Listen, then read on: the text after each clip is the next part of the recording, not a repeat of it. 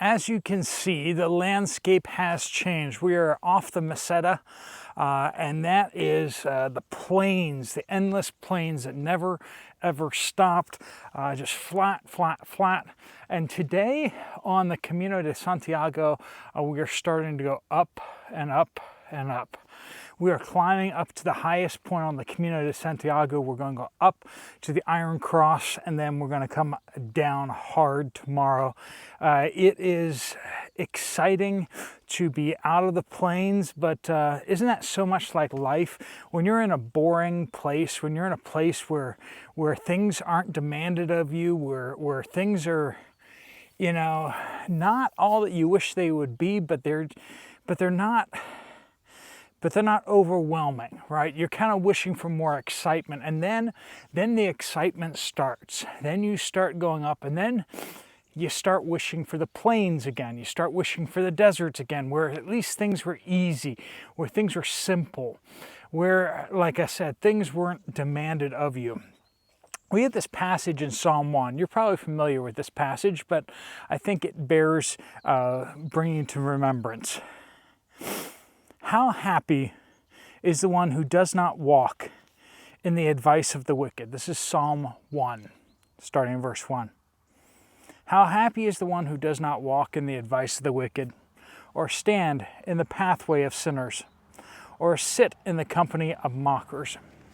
We need to be careful about the paths that we choose, the company that we choose for walking alongside. This does not mean you need to get as far away from these people as possible, like, if they're your neighbors or that kind of thing. But what it means is, who do you purposefully surround yourself with? Do you purposely surround yourself with good people, with people that are challenging you to become better, to climb those mountains and to take on responsibilities and to care for those who are needy?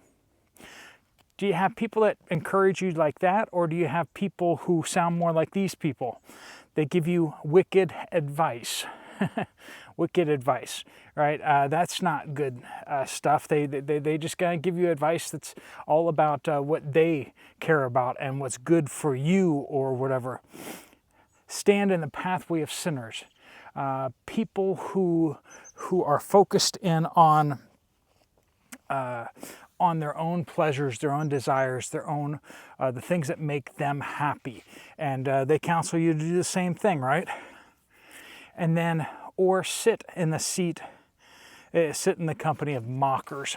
We have a lot of people out there mocking, people who question everything, who delight in tearing things down with both hands. They don't actually.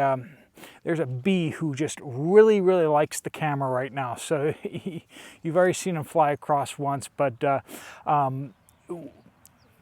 we have mockers. We have people who are just, they don't build anything. They just tear things down. They just criticize everyone else who's actually building anything. Are these the kind of people that we're surrounding ourselves with? Or are we surrounding ourselves with builders, with people who are passionate about projects and who are taking risks and trying to make the world a better place? Instead of hanging around with these people, his delight is in the Lord's instruction, and he meditates on it day and night. Oh, for us to be saturated in the Word of God, to soak it in. And I think by impression here, we're not to be around people that tear us down, but what if we can find people that help us to be basting ourselves in the Word of God, to find people that help us to meditate on the Word of God, who ask us questions, who share insights and lead us towards God, not away from God. Verse 3, this person is like a tree planted beside flowing streams that bears its fruit in its season. Does it always bear fruit? No, it says in its season. And I think that you and I, we can have a season too that may not be today. We may not see the fruit of our obedience or the fruit of all the things that we're doing today. Sometimes God has you in a season of preparation. I can't help but think of Moses, who spent 40 years, son of Pharaoh's daughter, wasn't really doing much, right? And then we go on to the next 40 years of his life where he's wandering in the wilderness. It didn't seem like he was learning anything or doing anything or really accomplishing anything in these times. And yet we look back and we see that God was preparing him to lead. He was at the center of Egyptian government. He understood how the government worked, and he was an outsider in it. So he got to see what he thought was right and what he thought was wrong about it. Then you have the next 40 years where he was wandering around the wilderness. Well, he was learning how to live in the wilderness. He was learning how to live in this desert that he was going to be leading people through for the next 40 years. How to find water, how to feed people. All these things were important questions that he needed to learn the answers to. His first 80 years of his life seemed like a total waste. But in its season, he delivered the people of God, right? So perhaps your season hasn't come yet. Perhaps it's coming. We have seasons like this where we have little seasons of preparation and then a season of fruitfulness.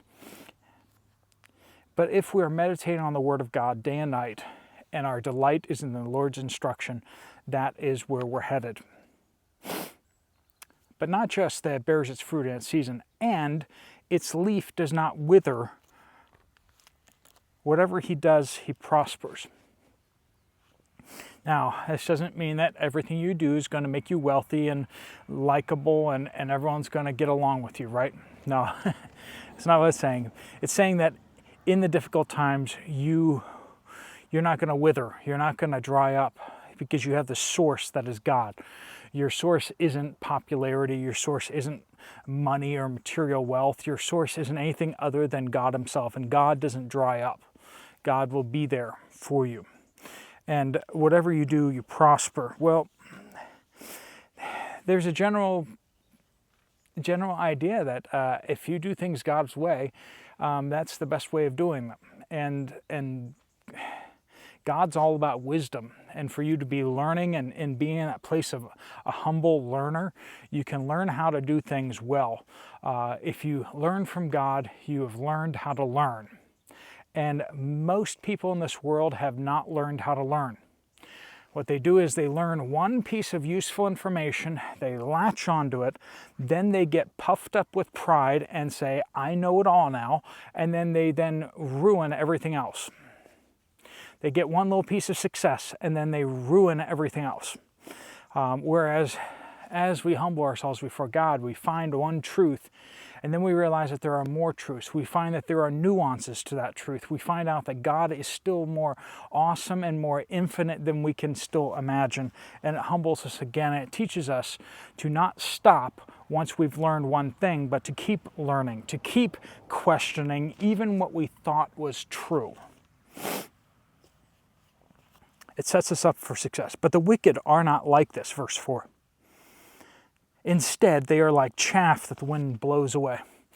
You beat the wheat, and the chaff breaks off of the wheat, and then you throw it up in the air, and then the wind blows it off, right? There's this tree that doesn't move. It's not going to wither because it's got deep roots into the river underneath of it, versus the chaff that just floats away in the wind. And that's the two pictures that we have here. Therefore, this is the end of the matter. Therefore, the wicked will not stand up in the judgment, nor sinners in the assembly of the righteous. Who we surround ourselves with, what path we choose, and whether we delight in the Lord's instruction, or whether we surround ourselves with fools to advise us. This is going to set us on a very different paths. And it's not that if you do enough good stuff, then you'll be able to stand up in judgment, but rather, if you listen to the Word of God, you will be able to find faith. And faith in Jesus Christ is what separates someone who will not be able to stand up in the judgment. Someone who will be humiliated, someone who will be embarrassed, and someone who will be condemned in judgment. So he's talking about with the wicked.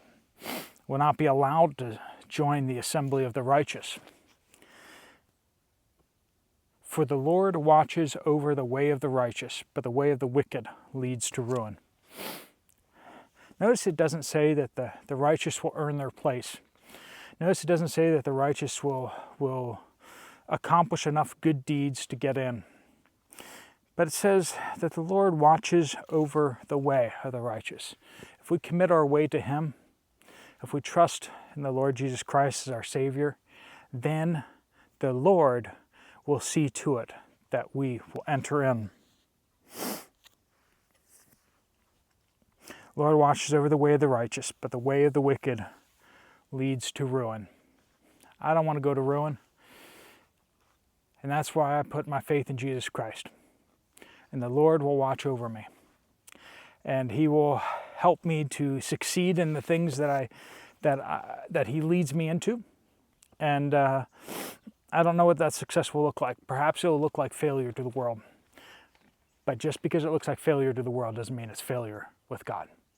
All right, friends, until I see you guys again tomorrow, God bless you. And I should have some interesting videos for you tomorrow. But this is on the way up towards the mountains. And until we see you guys again, God bless you all.